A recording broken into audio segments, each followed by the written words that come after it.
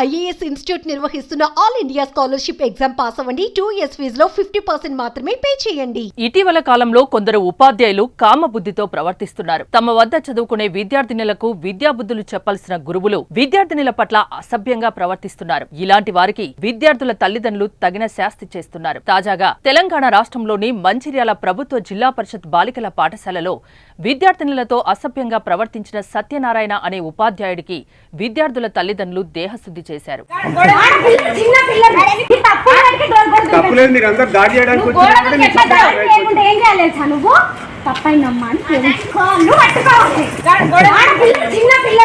మంచిర్యాలలోని జిల్లా పరిషత్ బాలికల ఉన్నత పాఠశాలలో తాడోజు సత్యనారాయణ తెలుగు ఉపాధ్యాయుడిగా పనిచేస్తున్నాడు. ఈయన ఒక ఉపాధ్యాయ సంఘానికి జిల్లా నాయకుడు కూడా. ఇటీవల పదోన్నతుల్లో భాగంగా బాలికల పాఠశాలలో విధుల్లో చేరాడు. సెల్ ఫోన్తో తరగతి గదిలో విద్యార్థినులను అసభ్యకరంగా వీడియోలు, ఫోటోలు తీస్తూ వారితో అసభ్యంగా ప్రవర్తిస్తూ ఇబ్బందులకు గురి చేసేవాడు. ఓ బాలిక ద్వారా విషయం తెలుసుకున్న ఆమె తల్లిదండ్రులు మిగతా బాలికల్ని కూడా ఆరా తీసి నిర్ధారించుకున్నారు. అనంతరం పలువురు తల్లిదండ్రులు పాఠశాల ప్రధానోపాధ్యాయురాలి ద్వారా ఎంఈఓ, డీఈఓల దృష్టికి తీసుకెళ్లారు.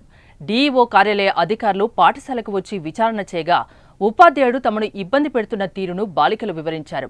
అయితే ఇదే సమయంలో విచారణ జరుగుతుందని తెలుసుకున్న ఉపాధ్యాయుడు సత్యనారాయణ పాఠశాల గోడ దూకి పారిపోగా విద్యార్థుల తల్లిదండ్రులు వెంబడించి పట్టుకుని చెప్పులతో దేహశుద్ధి చేశారు.